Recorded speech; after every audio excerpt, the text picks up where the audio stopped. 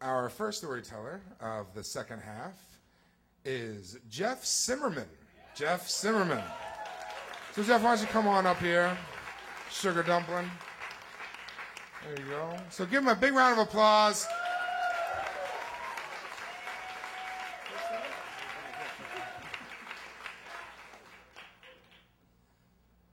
I graduated from college with a lucrative degree in painting, and I was sitting around my parents' house. So, is that better? Yeah. Anyway, lucrative degree in painting, sitting around parents' house. And unlike a lot of trend pieces in the New York Times, I was the 21-year-old that wanted out of the house now. And I was willing to apply for any job. I'd applied for all these arts jobs and like making pizza, and nothing was working out. And then one day the phone rang, and I picked it up, and on the other end of the line, this woman said, "Hi, I'm a director for a theater company, and we need somebody to take the starring role in a touring theater company that's going to tour around and do shows in D.C., Maryland, and Virginia, bringing theater to small children. We need somebody to play a rude little gingerbread boy." And you're going to be at daycare centers and kindergartens and things like that. You'll have to burst out of this plywood oven and escape from your partner will be in a fox costume, and you'll have to escape from her, and there will be a moral at the end. And I thought to myself, this is the stupidest thing I've ever heard of. So I accepted the job, because a job is like a joke that you play on the world, right? Like you play this little prank and you get money and you get to continue existing, and you don't have to like care about it. And when there's two ways to level up in this game, and one is to get a lot of money, but as a painting major I was pretty much cut myself right out of that. So the other way that you can win is by doing the most ridiculous thing in the world and still getting paid for it. And this was that, and that was awesome at first, because I'll take pretty much any approval somebody will give me. And if it comes from a bunch of 3-year-olds, that's cool. So, you talk about easy laughs. All you have to do is fall down, and like the crowd goes nuts. And there's a point where I would have to, escape. I'd run fast as I can, right? And be escaping from the fox, and you're hiding in this pile of like super excited 5-year-olds, and they're all just like bursting with energy, and they're just thrilled in the moment, and they love it, and there's no purer expression of like excitement and fun in the world, and that was fantastic. And then the other fantastic thing was like when I was talking to this woman I had a crush on at the bar, and she was like, "So what do you do?" And I said, "Well, I work with little kids. I act and I teach them the joy of theater and stuff." And you would think that I had said, "Well, I have a basket of puppies back here. Would you like one?" And it's like, this is working for me. This is great. And for a while, it was really, really fun. Except then there began to be problems.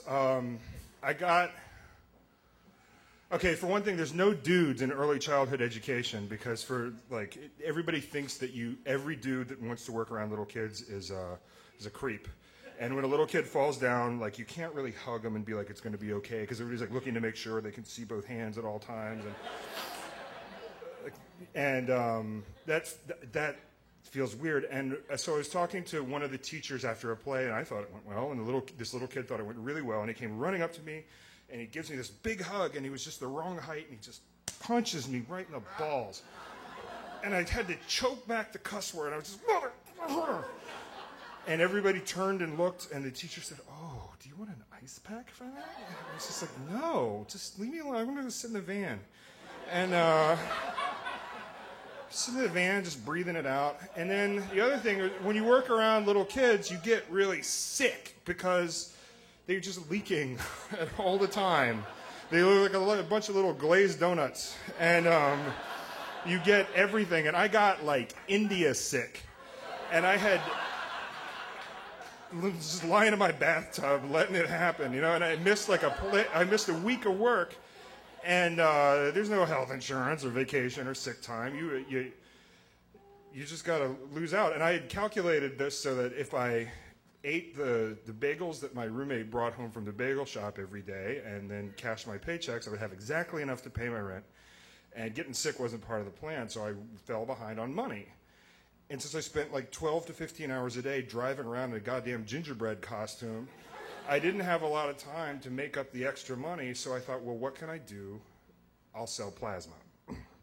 So I go to sell the plasma, and I flunked the heroin test because I've never done heroin, but I'd been eating so many free poppy seed bagels that it threw it. And I bargained with the woman, and I said, look, I'll just leave out of here, and we just won't do this. She said, it's all right, baby, I believe you. And that, you don't want that to happen either. And then when they spun the plasma out in the centrifuge, and they're putting the blood back into my arm, and it starts backing up and making these huge like mounds and bruises, and the centrifuge is like sputtering like clots. And I was like, what the fuck is going on? And the doctor came over, and the like Mexican med school graduate came over and said, well, you're really dehydrated and you have a lot of fat and lipids in your blood, because all I could consume was Mountain Dew and road pizza while I was traveling, so the plasma thing wasn't working out either. And then, the thing is when you're in the pile of kids and they're all excited, that's fun at first, but when Mean Mr. Fox comes out and says, where's the gingerbread boy? Those little fuckers sell you out every time. They're always just like, he's right here! And I started to take it personally. And I was just like, I'm sick, I'm broke, the blood won't go back in my arm, I don't have anything I can do, and I just hate these little things. They're just these little need creatures. I don't know any of them, and I want to just kick one of these kids in the face, man. This is killing me. And then I did, by accident, because I was in the pile, and I thought I'd cleared him out of the way, and I got up to run, and right as this knee is coming up, a kid crawls in the way and just hit him hard, and he spun off like when they shoot a TIE fighter in Star Wars, and like that, and I could feel it in my knee, and the teacher was like, keep going, keep going, keep going. So I keep doing the play, and the kid's sitting right there, and he's like, and I don't know if he's overreacting or if I've given him a learning disability, and I just feel terrible.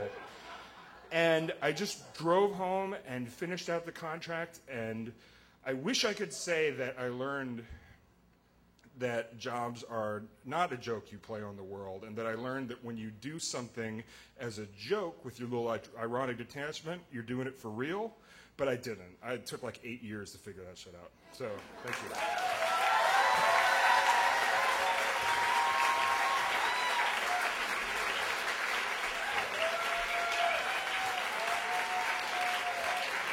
Jeff Zimmerman.